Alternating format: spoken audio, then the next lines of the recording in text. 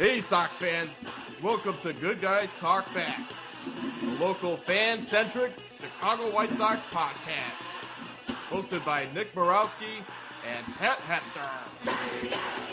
Yeah, Thunder. Hey, Sox fans. Welcome back to Good Guys Talk Back. I am Nick Murawski, and this is episode 304 of your very fan-centric Chicago White Sox podcast. We do this weekly throughout the season. This is our seventh season, and this is season 125 for our Chicago White Sox as they celebrate all throughout the year. And we've got some stuff to celebrate, I would say, this episode, maybe more so than last week, depending, I guess, how you look on things and what your attitude is about this season. But I was pleasantly surprised with the weekend against Boston.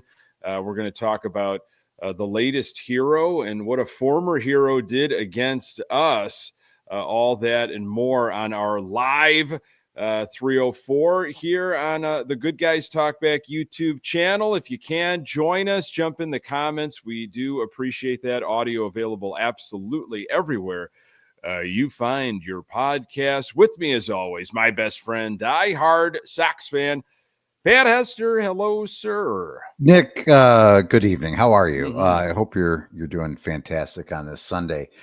We've probably got a little bit of recency bias, right? We're excited about the weekend after a somewhat long week of White Sox baseball, but it's good to feel good, Nick. It's good to feel good about a first series win of the year. I'm excited about it. You're excited about it. And what tickles me a little bit, and I know a lot of people saw it, I'm sure you saw it, maybe we'll talk about it, I'm not sure.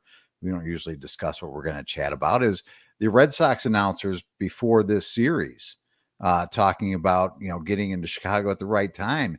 You can stick it, friend. How do you like them apples? We just took 2 out of 3 from your Carmine. So I'm excited, my man. Pat, that's why we don't need to discuss too much about the show, because I had it on the notes. Great minds, man. Great minds. Boston announcers, they were talking about how the trip to Chicago was going to be kind of a nice reset for their Boston Red Sox. They'll get things right on the south side of Chicago. And if you're the Boston Red Sox, I think you're kind of limping away saying, whoops, you had what you had on Sunday with Crochet on the mound. We'll talk about it, but that could have been a winnable game too on Sunday. Absolutely, 100%. I mean, you get into that bottom of the 8th inning, and you've got runners in scoring position, and with less than 2 outs, and unfortunately unable to tie the game up at that point at 2. You ended up giving up a home run to Story in the top of the 9th inning. But I mean, it seemed like, and I'm driving around doing things and listening on the radio, the momentum had seemed to have shifted after you finally got a hit off Crochet and knocked him out of the game, and a couple other hits later, and you're in position now to tie the game or maybe even take the lead at that point. So as a Sox fan, it's just nice to have those small little victories along the way, and it's exciting to see and hear about. Crochet pitching well. He shoved against us, but that's to be expected. The man got traded and paid well, so it is what it is. But I'd be head up, chin up after this series if I'm the Chicago White Sox. Yeah. Let me catch everybody up to speed of where the Sox are, and I do want to get a sense of what kind of fan you are right now, Pat, after that type of weekend, if it's changed anything. But our White Sox are 4-11 on the season. They've got a -3 run diff. Last in the AL Central, 5 games back, though, just 5 games back in that ever-forgiving AL Central.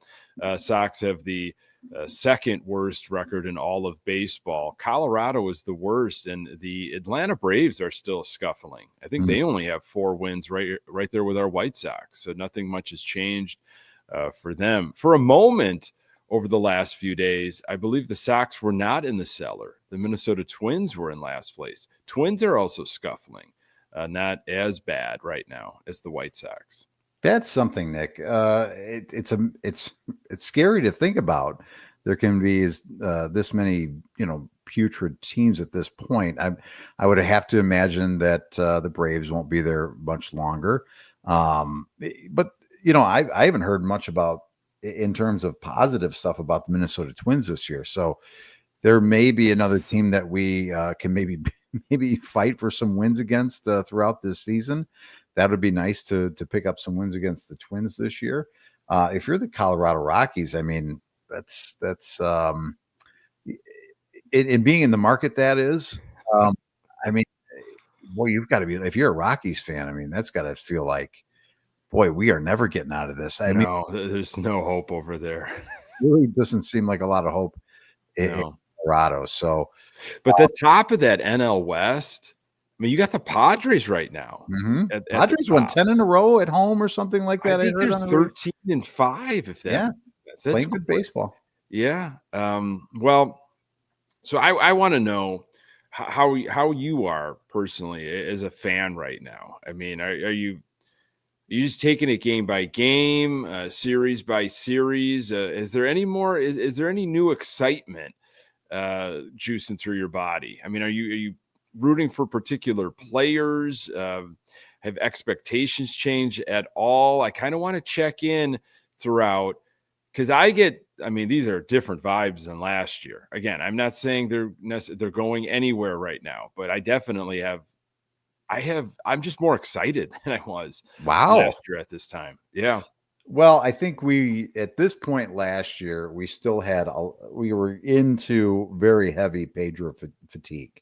Yeah. Right. Yeah. So you had to, every day was a flush it mentality. It was which is, in hindsight, that really is the way you have to go about it. You have to flush today's game, but when you have zero answers for after you're continually flushing things down the toilet, there's nothing left to flush anymore. The water is gone, and then your gaskets are dried up, and you have nothing left to flush. So it seems to be a little bit of a different story, and it really comes down to the starting pitching, right? Because the pitching still seems to be holding up its end of the bargain, which is exciting to see. Now, you're asking me how I am as a fan right now today. I'm still pretty passive, and there's a couple of things that factor into it. One is not the team really, because the team is what the team is. I'm not going to be forget who's on the roster at this point, but it's more about the availability to watch them. So I don't have the availability to watch them. So I'm really just catching them, and I am trying to turn on the radio when I can and listen. I'm listening as I'm washing dishes sometimes on the radio, but I'm not listening to a 2.5 or 3 hour baseball game straight on the radio. It's if I'm in the car, as I was today, picking up the last couple innings, driving from place to place.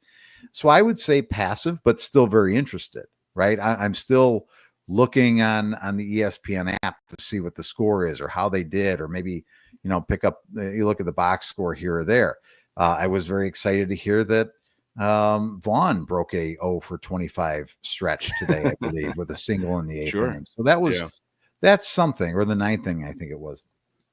But that's how I describe myself at the moment. It's not because of the team and again, the roster or apathetic about the ownership or anything like that. I still do care, but it's very passive just because of the availability to consume the team. Yeah, that makes sense. And that's where I thought you were kind of going to go. And I would assume most fans are kind of like that. If you can't access the game the way you usually like to access the game, and you're seeing losses pile up, and you might not really know exactly how those losses are happening. You realize that the offense isn't there, right? And that's the low-hanging fruit. And there are some blunders. We'll talk about just a crazy base running situation in the Cleveland series in a little bit here, but I am watching the games regularly. And I always have it on. It's always kind of like background. I'm ducking in and out as I'm doing stuff around the house, and I like what I see with the starting pitchers. Sydney mentioned it in the chat. By the way, welcome Sydney, Steve, Howard, Scott. Thank you so much for joining us here live. Sydney mentioned Shane Smith. Now, that's been a fun guy to watch. Yeah. Martin Perez has been fun to watch pitch. Davis Martin had a pretty good outing. And you see these guys when they get out of the game and they get pulled and our bullpen has to take over.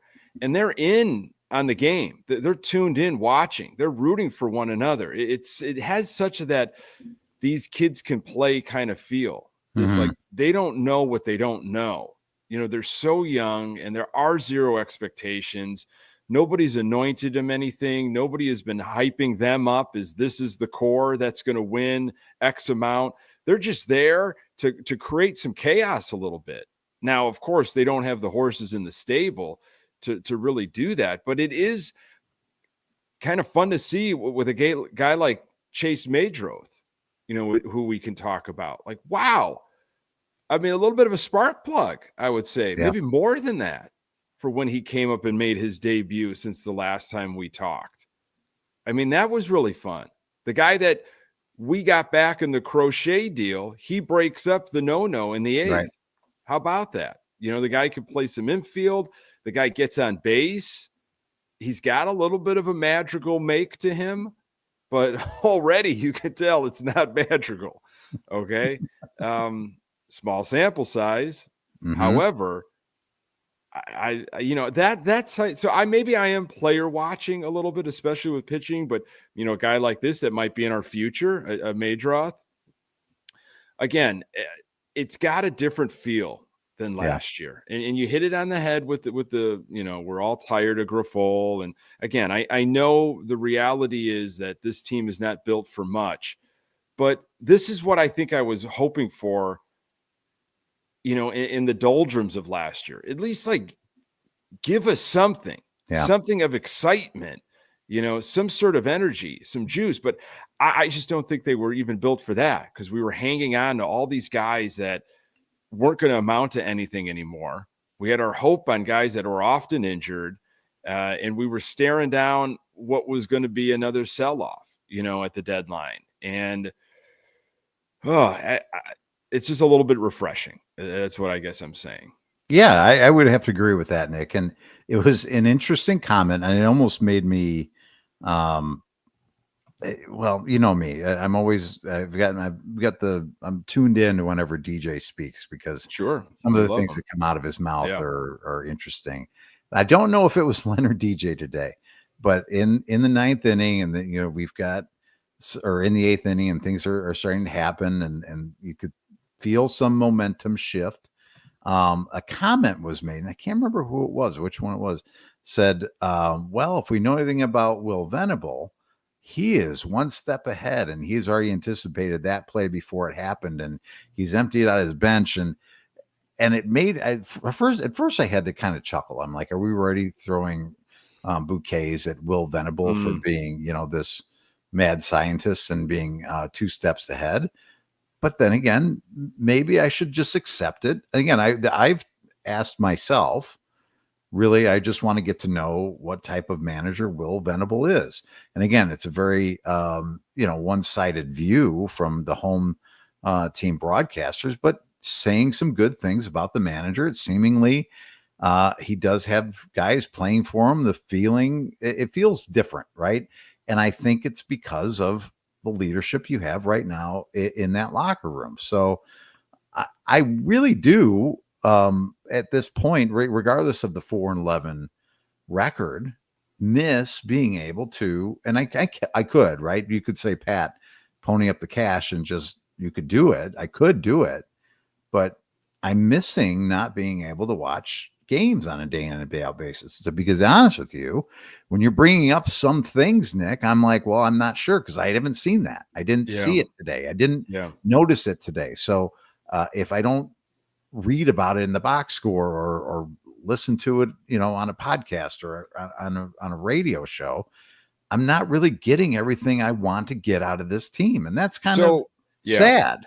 Yeah. And that's the reality of it. And frankly, that's what I thought about when things were getting like, we were like in March and I hadn't figured out, this was early March, exactly how I was going to be watching. I knew I just had to, if I wanted to not only speak logically about the team, but more than that, like I wanted it for myself. Mm-hmm. I would talk about FOMO. I needed it. I know I was going to need, and I get it, and I'll defend it. And I've had a lot of people say to me, "Are you kidding me? Like, boy, when are you going to get off that train? The Sox are nothing's going to change with them until X, Y, Z happens that we all know." And I'm like, I understand that you have all the right to poke those, but this is who I am. This is what I like, and I just need it in my life. So I want to know if were you watching or you listening? I'm sorry, were you listening when Baldwin got kind of lost in right field, and that's when when Boston scored the first 2 runs? Were you listening? I was not listening at that point. Okay. No. I'm wondering how it was described on the radio because, I'm watching it on TV, and I think Sydney might have been at the game today, or somebody that was at the game could tell me how those winds were swirling. And they mentioned it on the telecast that, obviously we had wind out in the southwest suburbs, and you know what kind of wind there is when you get into the ballpark. And they show the flags, of course they always do. And he got tossed around a little bit in right field and misplayed it. I'm wondering if a little bit more seasoned of a right fielder makes that play. I didn't think it was one of those situations that like, oh, well, this wasn't going to happen. This wind is causing complete chaos. I think that catch could have been made, but of course I wasn't there trying to field that ball, but watching it a couple times on the replay, those little things, when you're seeing it right with your eyes, there is going to be a difference when you're hearing it on the radio and the other way around. But I can't blame our pitching for something like that. Yeah. That was, to me, it's like, if those are how the runs are going to score, really unfortunate, because when you think about it, that was the difference maker, but I can't blame him for that. No, and the wins, I mean, just from where I was at today, I'm out at a doubleheader for my son's team today. And I left this afternoon after being at the fields from about 7:30 in the morning until about 1:30 in the afternoon.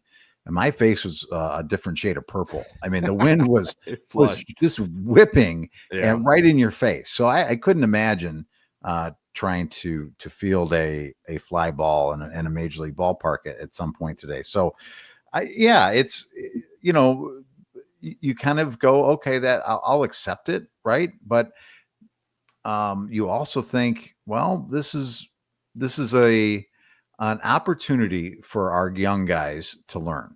Right. And if they're learning and taking those, those failures and applying them to try and get themselves better, then I'm okay with it. Like you can in a year like this with the roster that we have and zero expectations, you can kind of go, okay, there's a young guy that maybe struggled in this situation.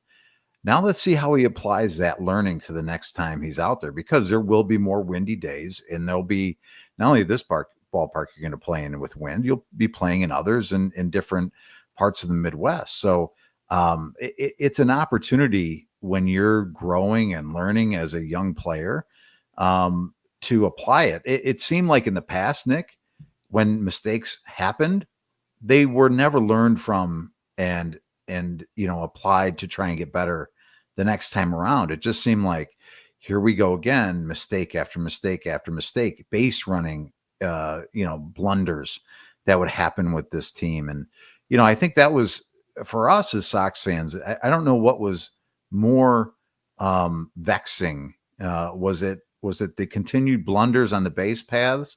Was it the continued blunders with the glove? Or was it the injuries? And I would have to say it was like, maybe a neck and neck between the glove and the base running blunders. The injuries are the injuries. You can't really control that. Maybe they can a little bit better, but we can't. I would say, if you're going to make mistakes, then you have an opportunity to grow and get better. And I would like to think that under different leadership now and different guys altogether, different players, that those things will be taken into account and you'll be able to get better the next time you're out there. And I'll give them the benefit of the doubt until I see it continue to happen. Yeah. Welcome, Matthew, John, and Phil.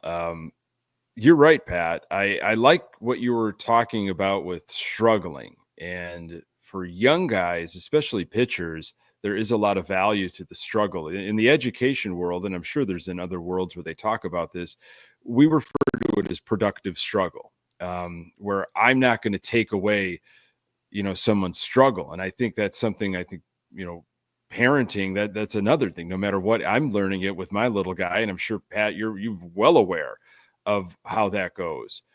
I don't want to remove the struggle. I want to find value in the struggle. I want to harness the struggle, learning from that struggle.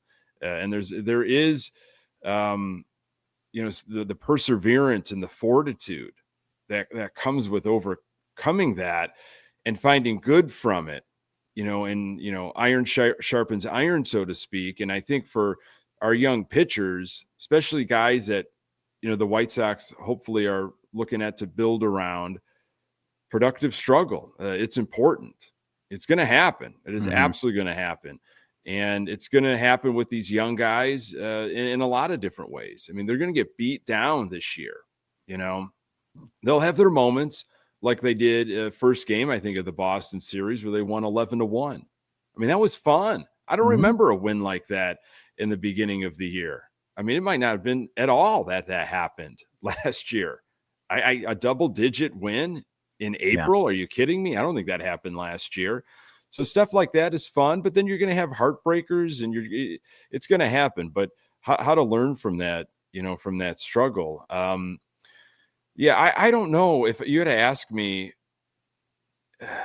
those injuries, man, they really wore on me, especially with the guys that we expected so much from. Body breaks down. I mean, you can point the finger in a lot of different, was it the Sox? Was it, personal care? A little bit from every column, but the mental mistakes, the lack of preparation, the kind of the apathetic attitude almost, that's what continued to haunt me. And I just couldn't watch it. And it wasn't being addressed, or at least no one was taking Grifol seriously. That's for sure.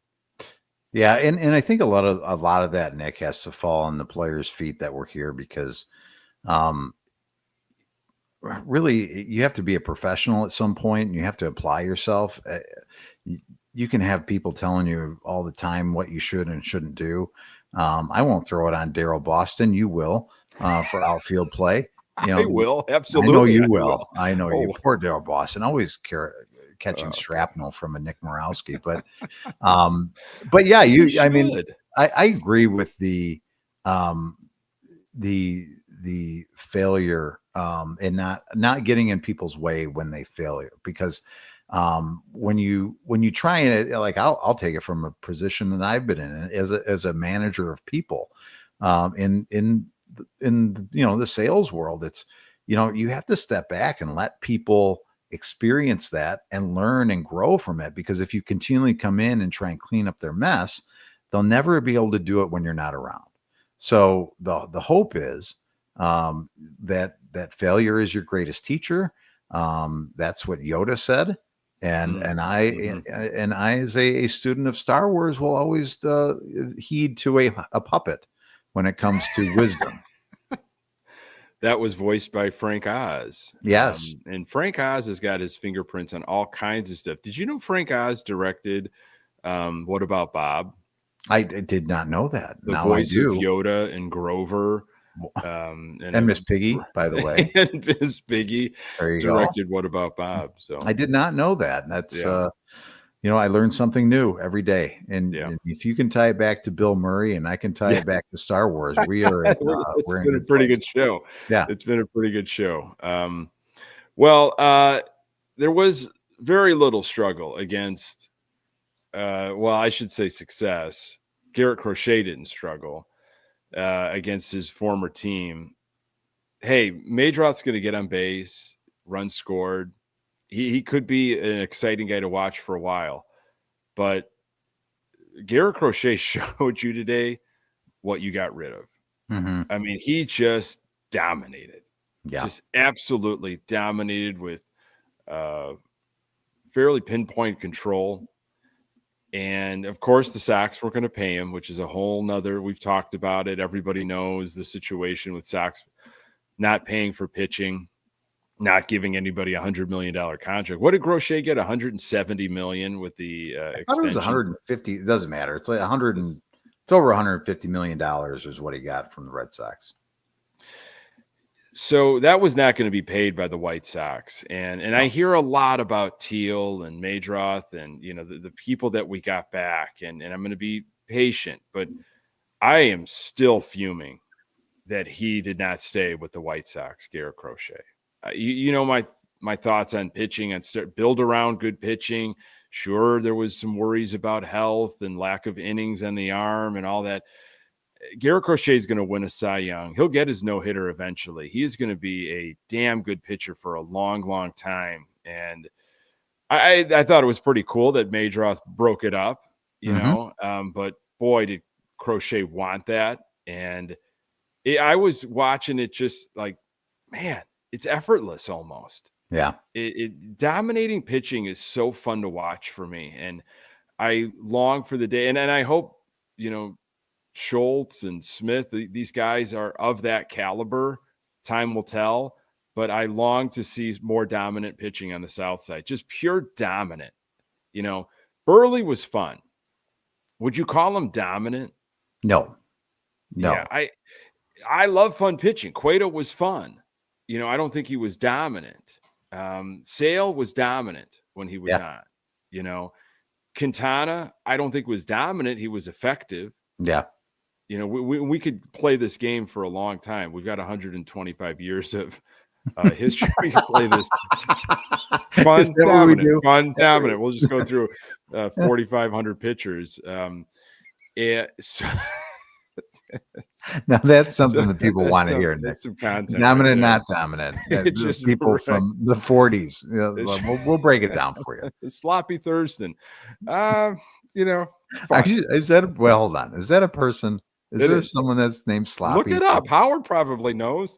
Well, by the way, before we go on, I think it's Howard's birthday today.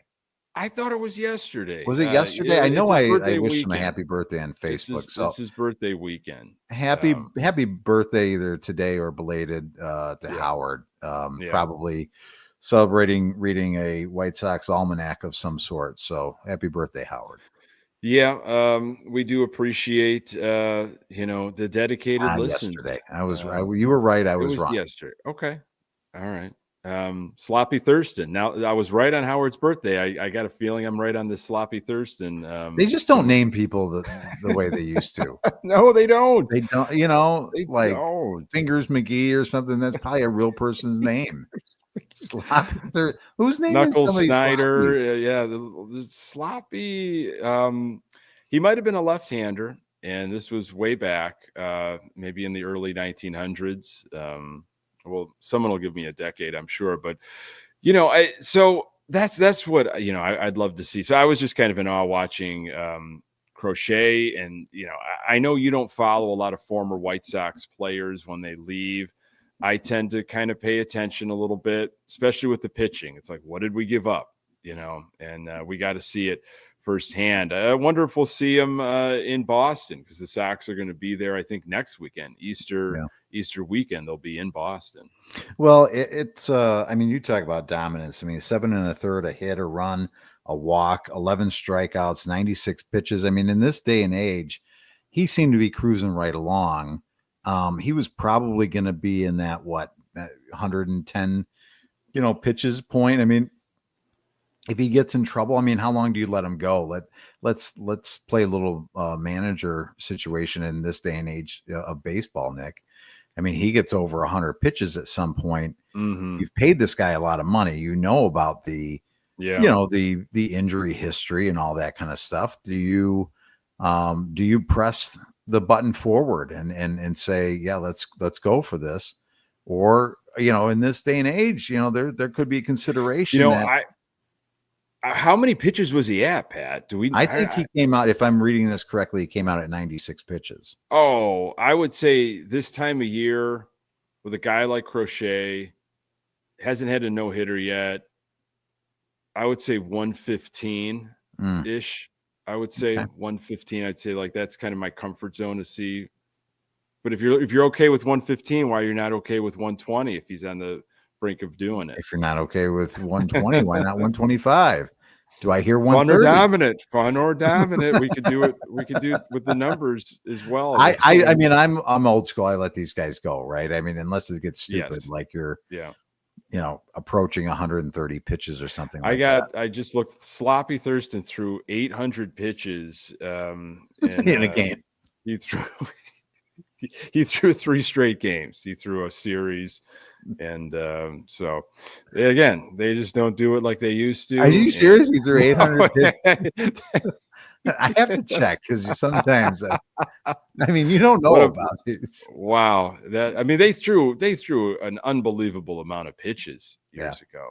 I mean, it's fascinating. But okay, well, I'll keep my eyes on Crochet. But who we got back, this Chase Maydroth guy, it was kind of like Maydroth fever over the last few days. He comes up and there's a bit of a spark, man. Getting on base, making things happen.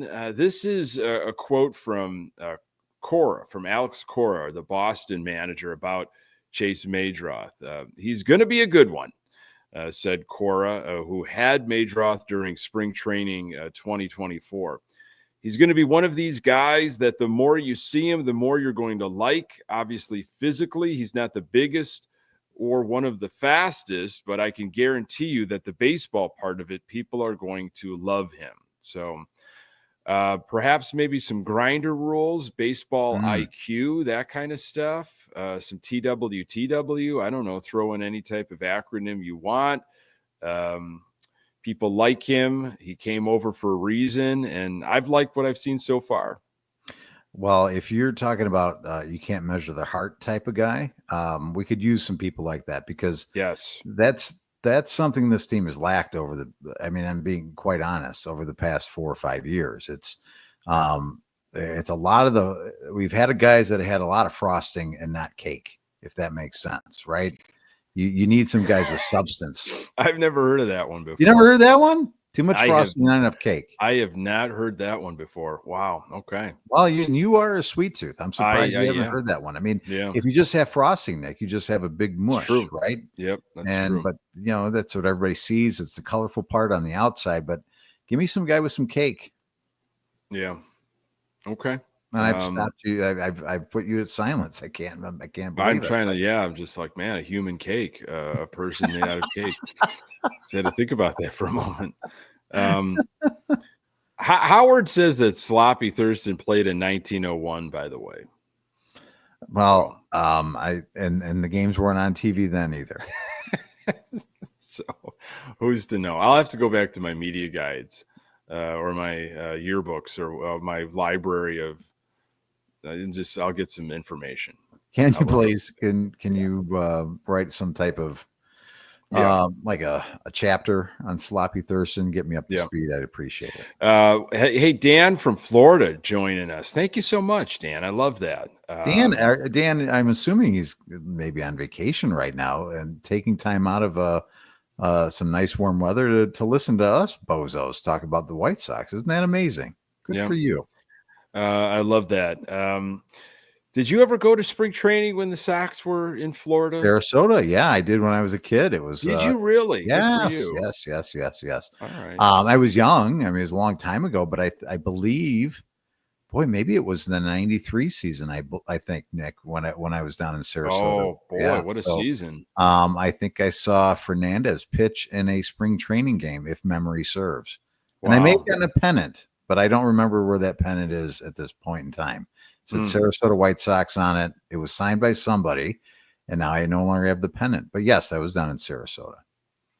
Speaking of your family and your wonderful family and your parents who I love, I got a text from your dad this past week, just checking in about Leury Garcia. He was wondering about where Leury Garcia is, if he's still playing. And I think he plays in the Dominican Republic. I don't think he's with a pro team, and I never got a response back. So I'm assuming he was pretty crushed. But yeah, does he assume that you keep close tabs on Lurie Garcia? Well, like your he was are you someone all to over watch. DMs or something? Someone to watch. Got to keep your eyes on Lurie. He was everywhere. That's amazing. You couldn't make this team though. Yeah, I think he's 37 years old after my research. Yeah. Well, he's younger than Slappy Thurston. He could. Yeah, I mean, I'm sure Lurie could. I mean, I don't know. I haven't seen him play in a while, but he had a role. I mean, he had something. I just he had something. That's great. Yeah. I just felt like with what we were trying to do, and here's the thing. I don't think us as fans wanted to ever buy into like Lurie Garcia is really going to be a starter. He's really going to be a guy that we're going to be relying on, because look at the stud lineup that we were supposed to have. Right. Murderer's row. Oh yeah. Look at this core. So I think that was really the issue. But he had a role and he filled it nicely, and he gave us some playoff drama. How about that? God bless him. I'm really I'm hoping he's doing well in the Dominican Republic. I'm sure he is. Why aren't you keeping tabs on him, Nick? I don't get that channel. I don't have that. I don't have that channel. You haven't subscribed to that channel yet? No, I don't think I can stream that. I'll look into it. Give it time. Luis Robert Jr., he hit a home run, Pat. He's on the board. Last time we talked, he is, I don't know if he's warming up. I mean, last 7 games, slashing 167, 286, 292. So I guess that's something. 2 hits in the Boston series, 3 strikeouts. That was in the first game, but no strikeouts in the last 2 games. So I don't know. I mean, I'm still hearing it's early, the weather. He's a guy that you got to wait a little bit to warm up. But do you? I mean, we've probably talked about it before. Maybe we have, maybe we haven't, Nick. But I still don't remember a time when this guy's really gone on a heater, like a tear, like the most feared hitter in the league for a certain period of time. Like, when is this guy ever going to get? Yeah, there's an accumulation of stats maybe that build up over time, but boy, oh boy, I just never feel like positive things are ever going to really happen.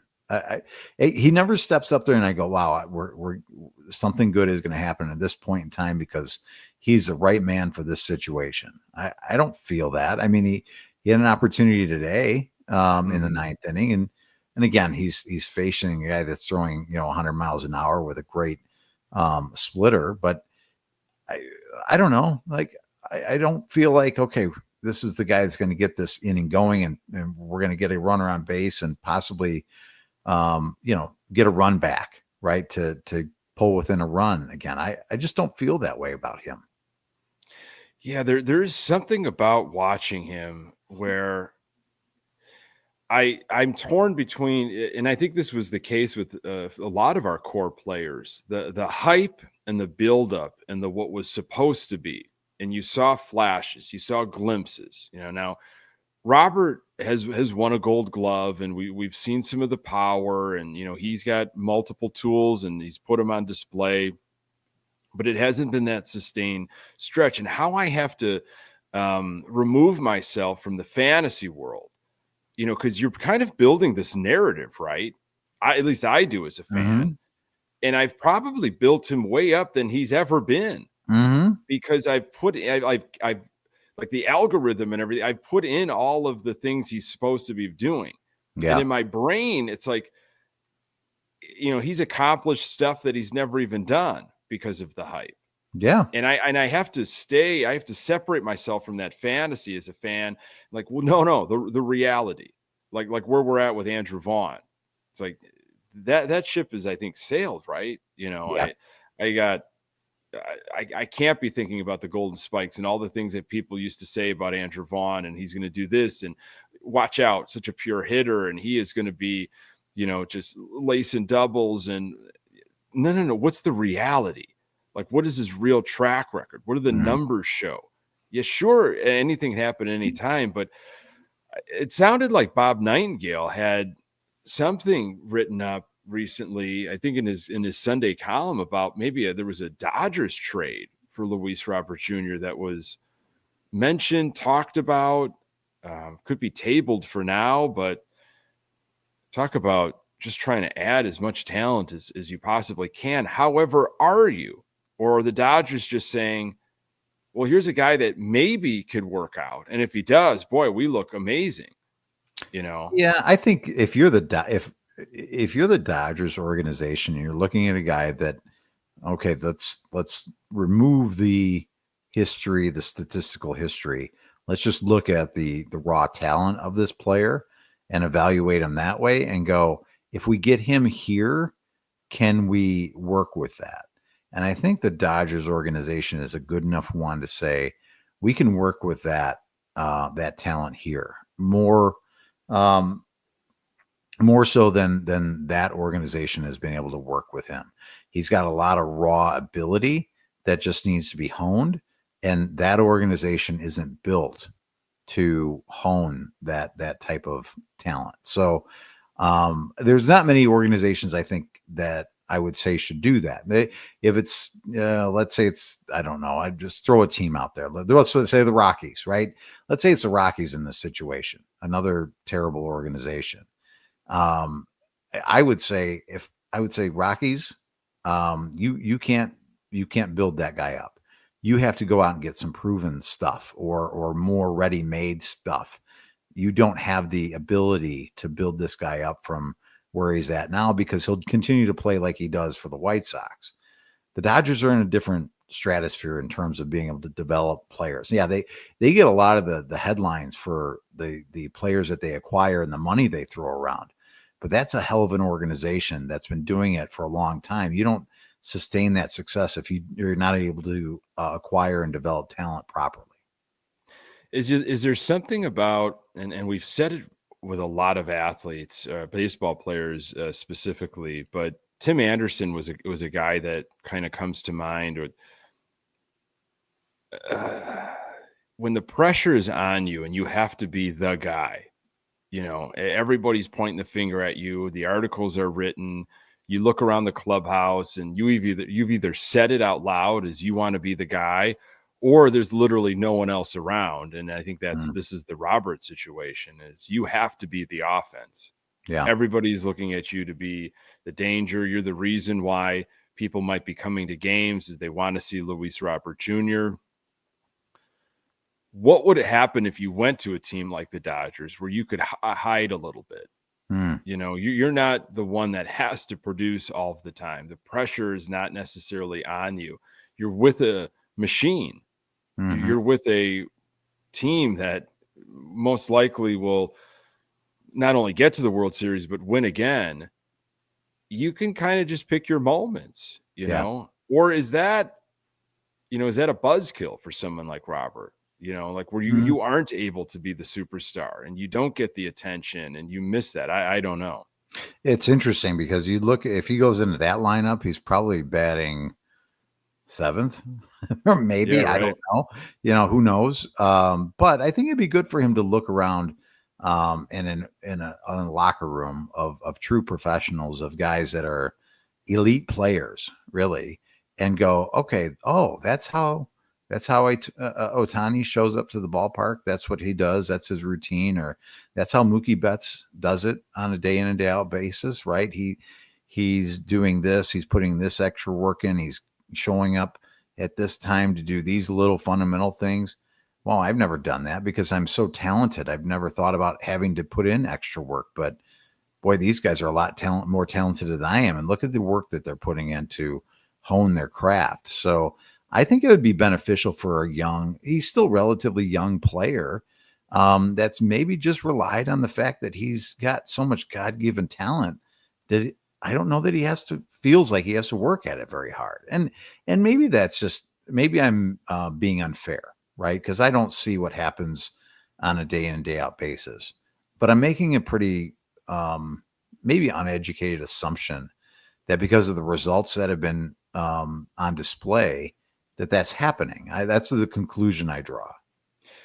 There was something that came out a season or so ago. I think it was during the off season, and the Athletic put it out. Do you remember this, like this pitching machine that players were using that could replicate what the the starter for the opposition was going to throw at them? Yeah, Okay. I saw it up close in person. Yeah.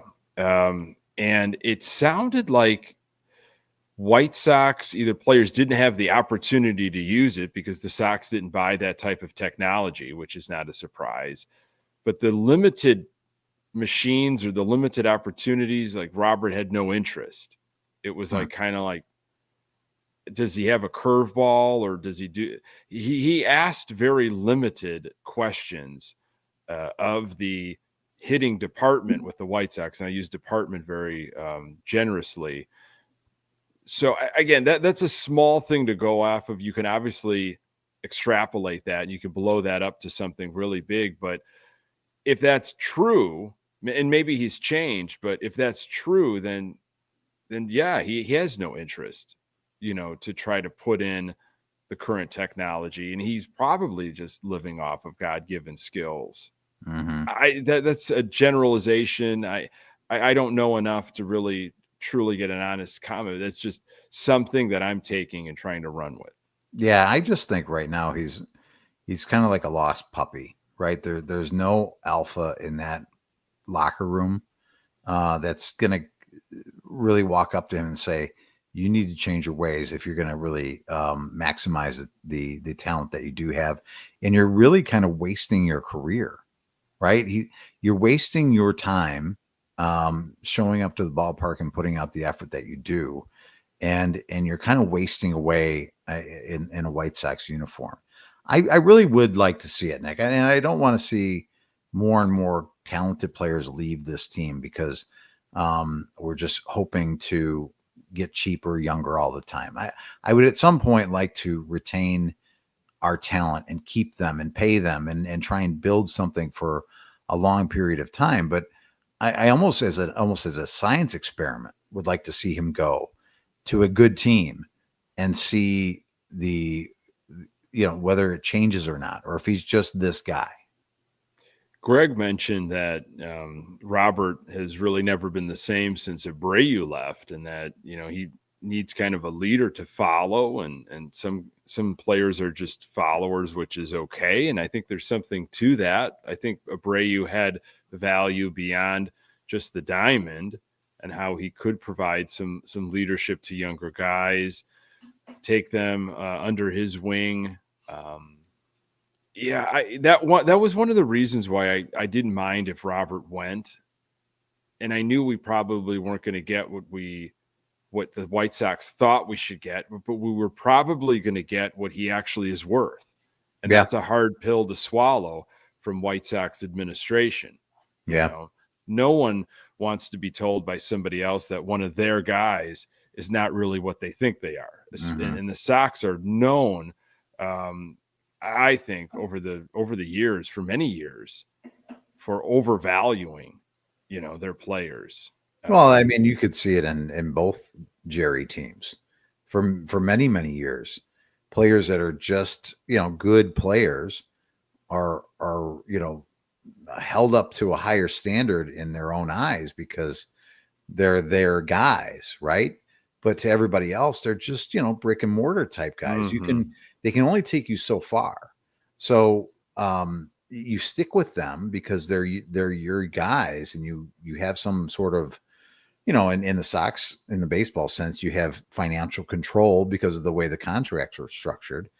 But you're kind of handcuffing yourself because you're blind to what players really are. And I could understand that because you've scouted them, you've developed them, you've brought them through. They're your guy. I get that. So it's got to be extremely hard to be like, okay, I've done all this work, or we've done all this work on this player. Are we really just going to let them go for a hill of beans, or are we really going to try and strike and get as much back as we can? But again, it takes two to tango in these situations, Nick, and you need to have someone. You really need to find someone that's more in a desperation mode, right? It's got to be an injury. It's got to be we need this type of player to advance, through the playoffs when it gets here. So again, there can be things that are written up. I'm sure that there's talks a lot. I would imagine there's, continued talks between teams like the Dodgers. I would imagine nothing will happen until we get closer to the deadline. I could be wrong, but this will be a story for the next several months. I think you're onto something with the injuries. I mean, look at what happened with the Cubs just a day or so ago. Justin Steele goes down for the season, and they're going to have to make a decision quickly now. They can't wait for the deadline. They're going to have to get somebody to replace those innings, that WAR, whatever your mindset is. They're going to have to get an arm in fast. I mean, they're on the top of the NL Central right now. It is early. It is very early, but they have high expectations, I think. And when you lose a guy like that, you've got to pivot quickly. So if it was a center fielder that they lost, or this could be another team soon to injury, an impactful center fielder, someone that had the tools that a Robert has, and the team had high expectations, I think that's when you might see some real chatter. Yeah. And that's, sad to think about that somebody else has got to go down. But if you're, if somebody does go down and you don't have, somebody in your own organization that can come in and step in and play to the level of a Luis Robert Jr. Again, not a very, it's not like it's over the moon type level. Then you're looking and you're considering it. If you want to have aspirations to, have a season where you want to win your division, because I still think that's obviously the ultimate goal of most teams that want to go far in the playoffs, is control your destiny by winning your division and controlling that, and not worrying about, wild cards and 3-game series and all that kind of stuff. So, I mean, it's going to be something to watch for. Now, when you talk about it being a possible trade with the Dodgers, we know that their system is rich with players, and that would be nice to add players in from that organization. Now, whether you do anything with them is another thing, but again, those are the types of trade partners that you want. Yeah. We'll see how this all shakes out. I mean, the Sox don't have to move him, of course. It's not like we've got a stud center fielder, outfielder that's forcing their way up to the big league team, and Roberts just, he's just the last one out. The last one from the core, and he will not be around when the Sox even sniff the postseason. In 2032. In 2032, according to Jay Hood. He won't. The Sox aren't going to re-sign him. They're not going to pay anywhere near the amount of money that he and his team, his agent, think that he should be getting. Even if he puts together, a fairly good year, whatever that means for him, it's going to be done pretty much in a vacuum, because the Sox aren't going anywhere, and he'll get some local accolades, and there'll be people that are in the know that'll be paying attention when it comes to a trade. But the Sox are really in no situation right now. It's like, here, come, talk to me when you're ready. We'll just, let him play and kind of maybe get his swing back. Let him put a good audition together, get a nice resume together. Because he's going to be moving on eventually. Yeah, no doubt about it. It's sad to say, but almost like it will be refreshing when him and Vaughn are no longer. Yeah, do you count Vaughn as one of the old, like that core, that championship core that we were supposed to have? They've got that old stink on them. He does, Vaughn. Yeah, I think. I mean, so you would put Anderson, Moncada, Abreu, Jimenez, Robert. Was Grandal in that like power core that like? I would say he was Okay. Yeah, I would say so. Yes. So that's 6. I mean, Vaughn was kind of on the fringe, but Mhm. I think just the fact that he's been a bust. Can we say bust? Oh, absolutely, Okay. 100%. Yeah.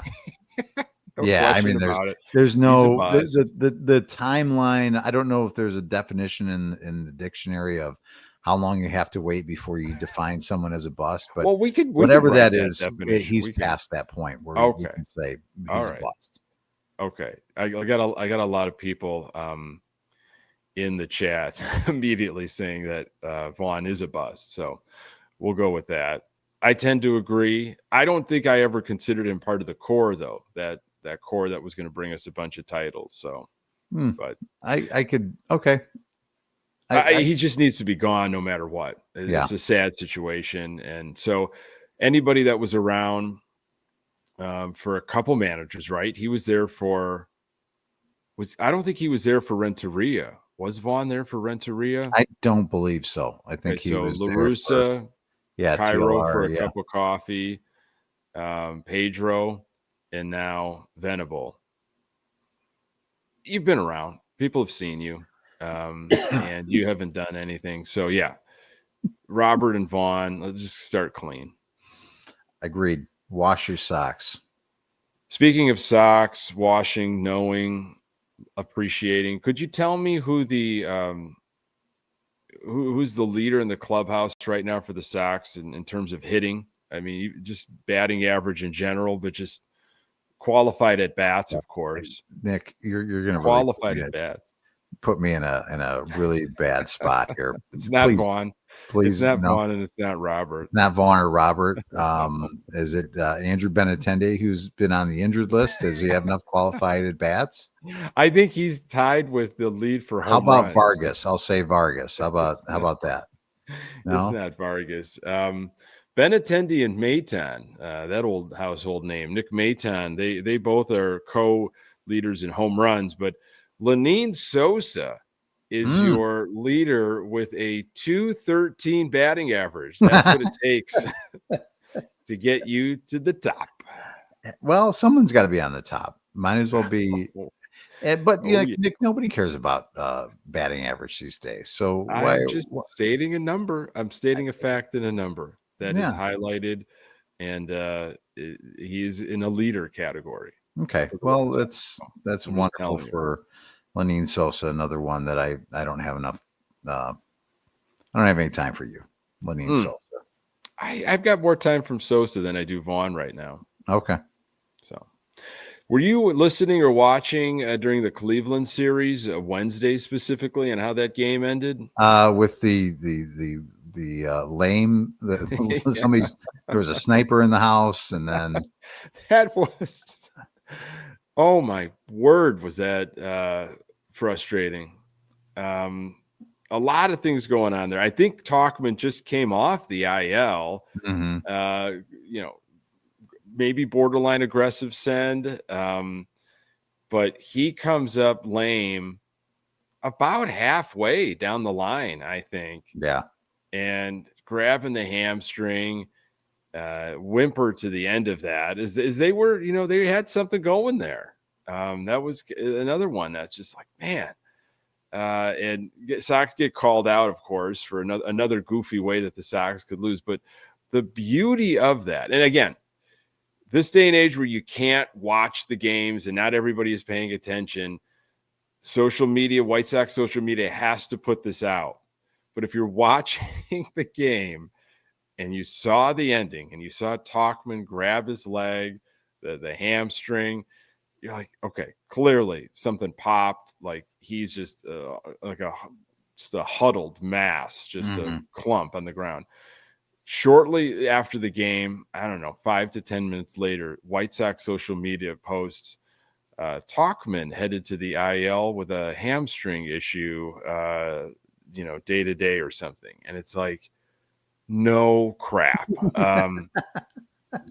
Yeah, we watched that. Yeah, we saw it. You almost didn't even have to post anything that he was going anywhere. Everybody knew it. Yeah. I just found that. I just got to chuckle at it. Not that he was hurt or anything like that, but just how the fact that it had to be, let's put a stamp on this so everybody's aware. Yeah, Phil brings it up, which is really that's another thing that I wanted to bring up. He very well should have been pitch ran for. Well, I was told today that Will Venable is 2 steps ahead of everything. Maybe not in that situation. Yeah. Well, another week, another interesting watch.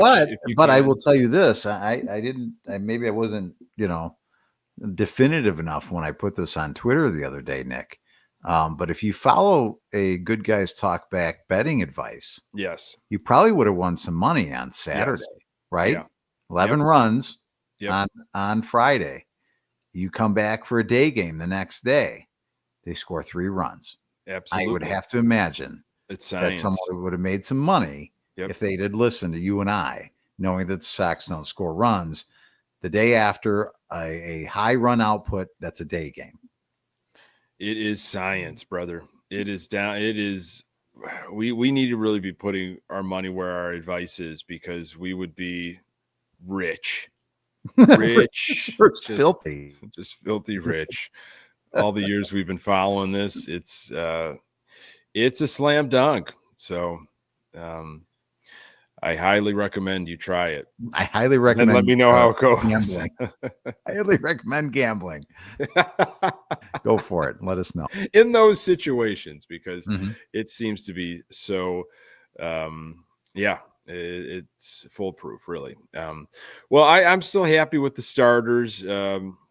Excited what they give us here this week. Athletics. So hey, we could kind of act like the Boston announcers and say, we're going to try to get right against the Athletics. I think the Athletics have 6 wins, and you can't. If you got 4 wins, you can't say anything about getting right against some team. But it just feels like maybe we can get a couple wins against the Athletics, maybe, and then we go to Boston for Easter weekend. So I don't know.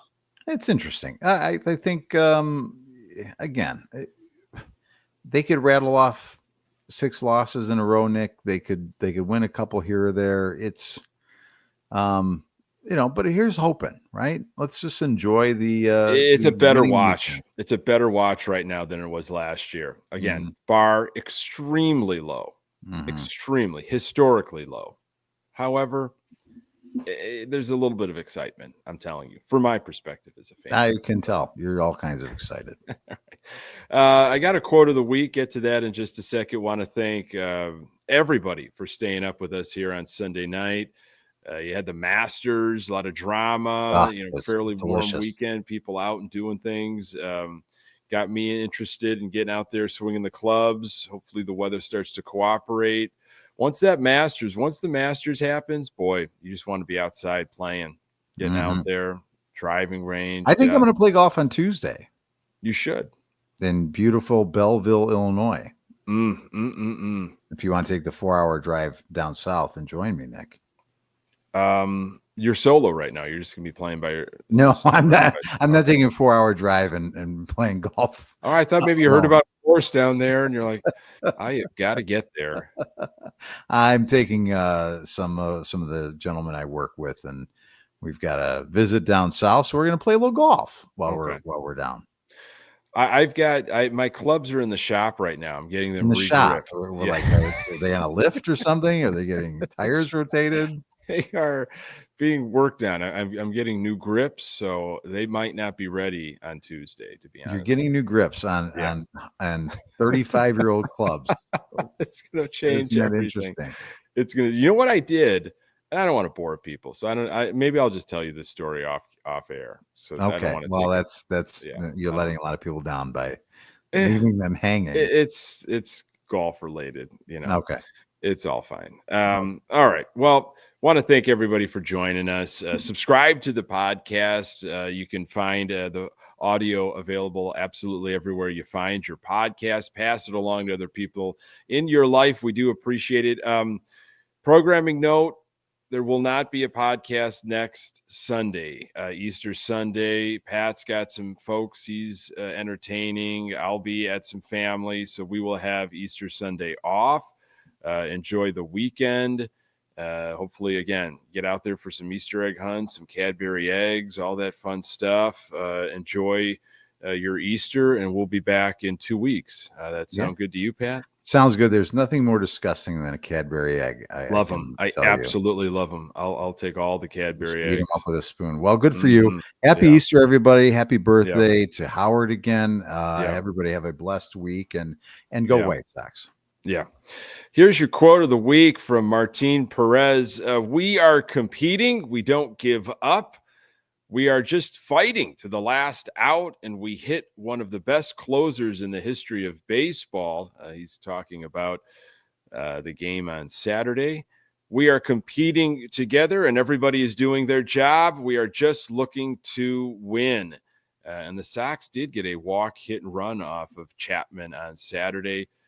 Perez is all kinds of excited. I like hearing those types of quotes. I like hearing that there's some energy, there's some spark. Again, I don't think they know enough to know enough. They're playing for each other. I'll watch that. That's a better watch for me. It's a much different delivery from Pedro. Pedro could have said the same thing, and it would have fallen on deaf ears. So this is again, I'm happy with what I'm hearing, and only 4 wins, but again, it feels a little bit different than last year. So that's good. Absolutely. Again, thank you so much for being with us. For Pat Hester, I am Nick Murawski. Until next time, go Sox.